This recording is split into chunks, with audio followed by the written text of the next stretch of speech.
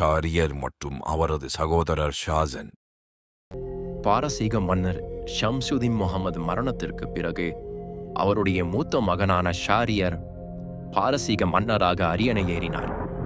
Charrière தனது இளைய சகோதரன் ஷாசனன் மீது அதிகமான அன்பு வைத்திருந்தார். அதனால் அவருக்கு பெரிய ராஜ்யத்தை வழங்கி அங்கு அவரை அனுப்பி வைத்தார். 10 வருடங்களுக்கு பிறகு ஷாரியர் தனது சகோதரனை சந்திப்பதற்காக பயணத்திற்கான ஏற்பாடுகளை செய்தார். தனது பயண குழுவுடன் ஷாரியர் கோட்டையை விட்டு விடைபெற்று சென்றார்.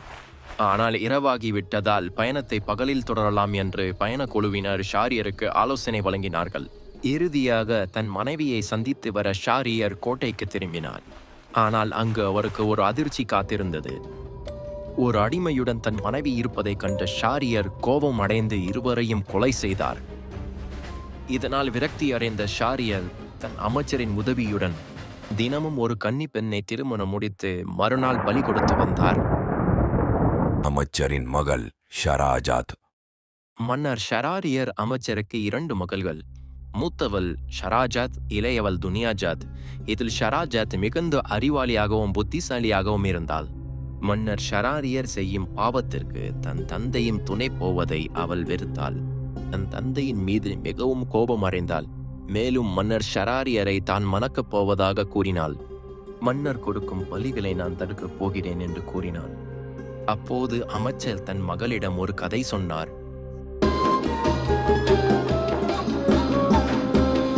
ஒரு கிராமத்தில் ஒரு பணக்கார விவசாயி ஒருவர் இருந்தார்.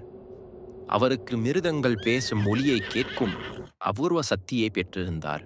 ஒரு நாள் அவள் தொழுவத்தில் ஒரு கழுதையும் எருதுவும் பேசிக் கொண்டிருந்தது. அப்பொழுது எருது கூறியது, நண்பா, காலையில் நான் வயலுக்கு போய் உழைச்சிட்டு மாலையில் கரடு முரடான பாதையில் தான் நான் வீட்டுக்கு வந்து சேர்வேன்.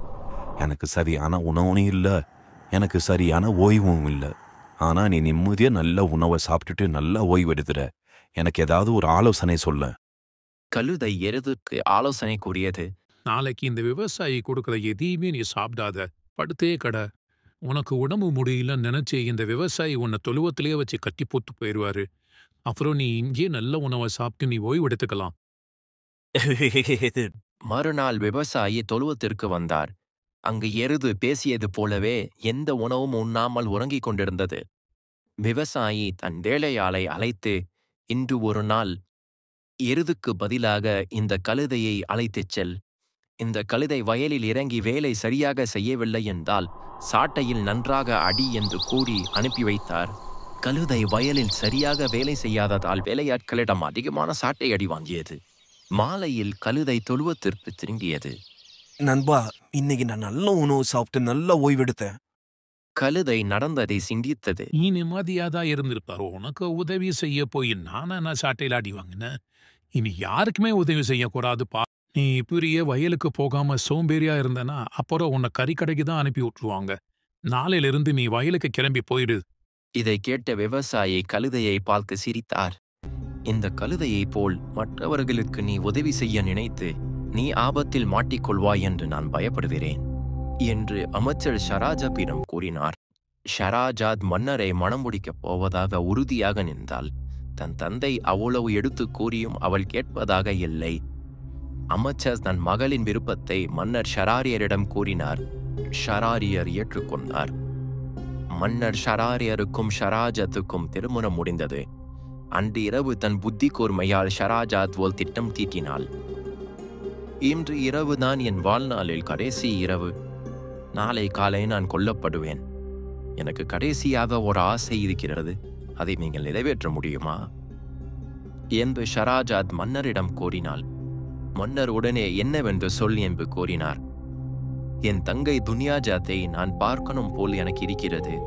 உங்கள் ஆட்களை அனுப்பி துனியாஜாத்தை அழைத்து வர முடியுமா என்று கூறினாள். மன்னர் ஆட்களை அனுப்பி துனியாஜாத்தை அழைத்து வர சொன்னார்.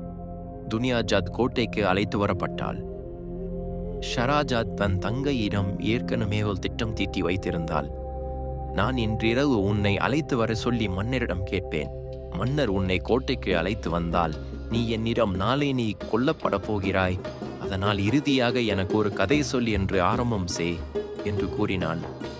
கூறியது போலவே தங்கை துனியாஜாத் தன் அக்காவிடம், நாளை நீ கொல்லப்படப் போகிறாய், அதனால் கடைசியாக எனக்கு ஒரு கதை சொல்லி என்னை தூங்க வை என்று கூறினாள். ஷராஜாத் மன்னரிடம் அனுமதி கோரினாள். மன்னர் அனுமதி கொடுத்தார். 1001 இரவு கதைகளில் முதல் கதையை ஷராஜாத் சொல்ல ஆரம்பித்தாள். தின்குடியில் சிக்கிக் கொண்ட வியாபாரி. முன்பு ஒரு காலத்தில் வியாபாரி ஒருவர் இருந்தார். அவர் வியாபாரத்திற்காக பயணத்தில் இருந்தபோது வெயிலின் தாக்கத்தால் ஒரு மரத்தடியில் அமர்ந்து ஓய்வெடுத்தார். அவள் தன் கையில் கொண்டு வந்த பேரித்த பழத்தை சாப்பிட்டுவிட்டு அதன் விதைகளை தூக்கி எறிந்தார். போது அவள் தன் இறைவனை வழிபடுவதற்காக ஆற்றில் இறங்கி தன் கை கால் முகங்களை கழுவினார். அவர் எதிர்பார்க்காத நேரத்தில் ஆற்றில் பெரும் சத்தத்துடன் ஒரு பூதம் வெளியே வந்தது. ஹே மானிடா, நீ எதையோ ஊன்றுவிட்டு எரிந்ததில் என் மகனின் கண்ணில் பட்டு அவன் இறந்து விட்டான். அதனால் உன் கழுத்தை வெட்டி நான் உன்னை கொலை செய்ய போகிறேன். நான் உன் மகனை கொலை செய்யவில்லை. நிச்சயமாக நான் உன் மகனை கொலை செய்யவில்லை. எனக்கு 1 வருடம் அவகாசம் கொடு. என் கடமைகளை முடித்துவிட்டு நிச்சயம் நான் இங்கு மறுபடியும் வருவேன். இது என் இறைவன் மேல் ஆணை. சரி, நீ வரவில்லை என்றால் உன்னை மட்டுமல்ல, குடும்பத்தையும் சேர்த்து கொன்று விடுவேன். வியாபாரி வருத்தத்துடன் வீடு திரும்பினார். நடந்ததை தன் குடும்பத்தாரிடம் கூறினார். அத்துடன் கதையை நிறுத்தினாள் ஷராஜாத். 1 வருடம் கழித்து மறுபடியும் அந்த வணிகர் அந்த இடத்திற்கு வந்தாரா? சுவாரஸ்யமாக இருக்கிறது ஷராஜாத், கதையை தொடர்ந்து சொல். அந்த பூதம் அவரை கொல்லாமல் 1 வருடம் அவகாசம் கொடுத்ததை போல் நாளை ஒரு நாள் என்னை கொல்லாமல் அவகாசம் கொடுங்கள். நாளை இரவு நான் கதையை தொடர்ந்து சொல்கிறேன். சரி ஷராஜாத், நாளை நீ கொல்லப்பட மாட்டாய். நாளை இரவு நீ உன் கதையை தொடர்ந்து சொல். மறுநாள் காலை விடிந்தது. அனைவரும் அரசபைக்கு வர ஆரம்பித்தார்கள். ஷராஜத்தின் தந்தை தன் மகளுக்கு என்ன நேரப்போகிறது என்ற பயத்தில் இருந்தார். ஆனால் மன்னர் ஷாரியர் எந்த ஆணையும் பிறப்பிக்காமல் அரசபைக்குள் நுழைந்தார். சபை முடிந்த பிறகும் அவர் எந்த கட்டளையும் பிறப்பிக்காமல் தன் அறைக்கு திரும்பினார். தான் கூறியது போலவே ஷராஜத்தை கொல்லாமல் விட்டுவிட்டார். துனியாஜாத் தன் சகோதரியிடம் வியாபாரியின் கதையை தொடர்ந்து சொல்லும்படி கூறினாள். நானும் ஆர்வமாக இருக்கிறேன் ஷராஜாத், கதையை நீ தொடர்ந்து சொல். ஷராஜாத் கதையை சொல்ல ஆரம்பித்தாள். வியாபாரியின் 1 வருட காலம் வேகமாக ஓடியது. தன்னிடம் நேரம் குறைவாக இருப்பதை உணர்ந்த வியாபாரி தன் வாங்கிய கடன்களை திருப்பிக் கொடுத்தார் மற்றும் ஏழை எளியோர்களுக்கு உதவி செய்தார். தனது அடிமைகளை விடுதலை செய்தார். மலர்ந்த முகத்துடன் தன் சொத்துக்களை தன் பிள்ளைகளுக்கு கொடுத்தார். வியாபாரியின் 1 வருட காலம் வேகமாக ஓடியது. தன் குடும்பத்தை விட்டு கண்ணீருடன் விடைபெற்றார் வியாபாரி. தன் பயணத்தை மேற்கொண்ட வியாபாரி பூதத்திடம் பேசிய அதே மரத்தடியில் அமர்ந்து கொண்டு பூதத்தின் வருகைக்காக காத்து கொண்டிருந்தார். வியாபாரியை சந்தித்த வழிபோக்கர்கள். அப்பொழுது ஒரு வழிபோக்கர் தன் கையில் மானை அழைத்து கொண்டு வந்து கொண்டிருந்தார். அவர் வியாபாரியை சந்தித்து பேசினார். சகோதரே, இவ்வளவு தீய சக்திகள் நிறைந்த இந்த பாலைவன மரத்தடியில் உங்களை அழைத்து வந்தது எது என்று நான் அறியலாமா? இந்த அழகான மரங்களை பார்க்க மக்கள் வாழ்ந்த இடங்களாக கற்பனை செய்து கொள்வார்கள். ஆனால் இது நீண்ட நேரம் நிற்கும் ஆபத்தான இடமாகும். நடந்ததை வியாபாரி வருத்தத்துடன் வழிபோக்கரிடம் கூறினார். சரி, நான் உங்களுடன் அமர்ந்து கொள்கிறேன்.